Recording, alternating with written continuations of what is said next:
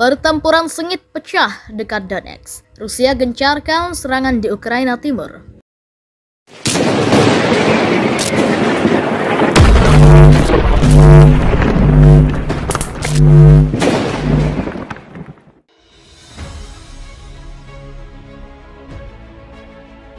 Pertempuran sengit berkecamuk di sekitar kota Piski, Ukraina Timur pada Kamis 11 Agustus, saat Rusia bertekad merebut semua wilayah industri Donbas. Seorang pejabat Republik Rakyat Donetsk atau DPR yang didukung Rusia mengatakan Piski di garis depan hanya 10 km barat laut ibu kota provinsi Donetsk berada di bawah kendali pasukan Rusia dan separatis. Kondisi panas di Piski, kota ini memiliki milik kami tetapi masih ada kantong-kantong perlawanan yang tersebar di utara dan baratnya. Papar pejabat DPR Daniil Bessonov di Telegram.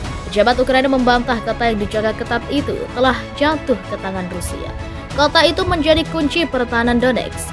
Reuters tidak dapat memverifikasi kebenaran klaim sejumlah akun medan perang.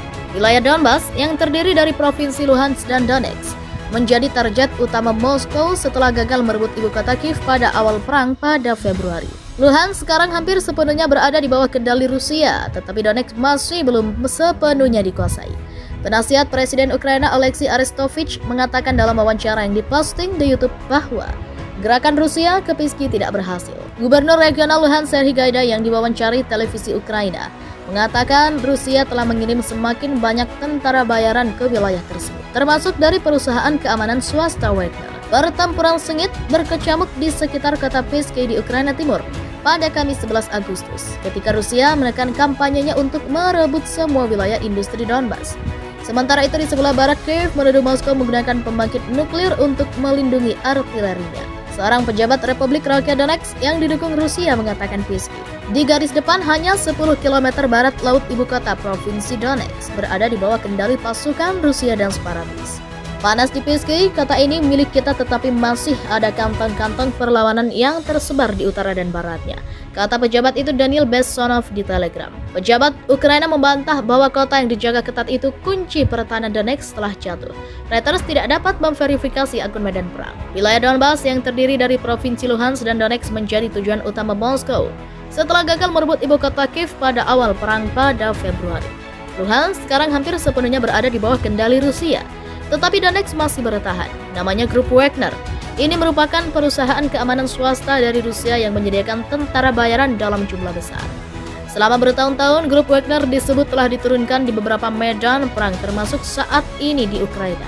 Berulang kali media barat menyebut tentara Grup Wagner terlibat dalam perang berdarah di Suriah. Mereka juga dituduh telah melakukan beberapa kekejaman yang mengarah pada kejahatan perang. Kelompok tentara bayaran rahasia ini juga diturunkan ke beberapa negara Afrika dan Timur Tengah sebagai tangan panjang militer Rusia. Awalnya, pihak Moskow selalu menyangkal keberadaan Grup Wagner. Tapi akhir-akhir ini Grup Wagner semakin terlihat terbuka ketika dikerahkan di Ukraina dan mereka sangat dibutuhkan oleh Rusia untuk membantu militernya. Bahkan mereka menerbitkan iklan perekrutan secara publik. Sebelum perang Rusia-Ukraina tahun ini pada 2014, dua negara itu pernah terlibat pertempuran saat Kiev dilanda kekacauan politik. Rusia melakukan pencaplokan semenanjung Crimea, wilayah paling selatan Ukraina. Grup Wagner pertama kali terlihat dan disorot dalam periode tersebut. Tracy German, profesor ahli konflik dan keamanan dari King's College London mengatakan hal itu.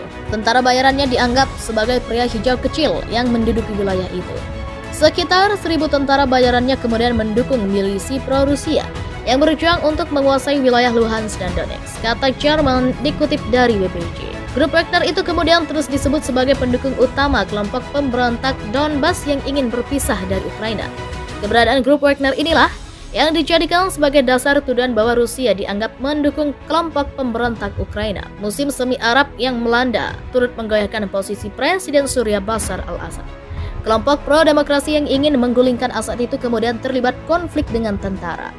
Di sisi lain, kebangkitan kelompok Islamic State of Iraq and the Levant atau ISIL alias ISIS juga semakin meluas dan menggerogoti wilayah Suriah yang sedang kacau. Grup Wagner diturunkan untuk membantu pasukan Suriah menghadapi ISIS. Komando tinggi Rusia menjual ini sebagai perang luar negeri yang tidak berdarah, tetapi dengan cepat menerima kenyataan bahwa konsep ini tidak berfungsi di Suriah. Kekuatan udara dan artileri adalah satu hal, tetapi kemenangan dicapai dengan merebut wilayah. dan tentara Suriah sama sekali bukan tandingan ISIL, kata Marat Gabidulin dilansir Al Jazeera. Gabidulin bekerja di grup Wagner dari 2015 hingga 2019. Dia juga menjelaskan tidak ada alasan idealis untuk bergabung dengan perusahaan militer swasta itu selain karena uang. Kepak sayap grup Wagner kemudian tidak hanya berhenti di situ. Kelompok ini juga terlibat dalam konflik di benua lain yakni Afrika. Mereka disebut ada di Republik Afrika Tengah dan Mali. Melansir ABC News, Erika Gaston, penasihat kebijakan senior di Pusat Peneliti Kebijakan Universitas Perserikatan Bangsa-Bangsa, menjelaskan tentang keberadaan tentara bayaran Wagner di dua negara Afrika itu. Menurutnya, grup Wagner telah beroperasi di sekitar 30 negara yang berbeda. Mereka memainkan peran-peran penting dalam konflik untuk membantu salah satu pihak. Sebagian besar grup Wagner memperluas kegiatan konflik bayangan Rusia di Suriah, Libya, dan banyak bagian Afrika Barat, kata Gaston. Rekam jejak prestasi grup Wagner disebut sangat sadis. Mereka juga dituduh terlibat dalam pelanggaran kemanusiaan yang mengarah pada kejahatan perang di Libya, Suriah, dan ke negara lain. Di antara pelanggaran tersebut adalah laporan eksekusi massal, penahanan sewenang-wenang, penyiksaan selama interogasi, penghilangan paksa, pemindahan paksa penduduk sipil, menargetkan fasilitas sipil tanpa pandang bulu, pelanggaran hak atas kesehatan, dan meningkatnya serangan terhadap aktor kemanusiaan, kata sekelompok pakar PBB dilansir ABC News. Pada 2020, Pentagon mengatakan memiliki bukti bahwa tentara bayaran grup Wagner telah menanam ranjau darat dan bahan peledak lainnya di Libya.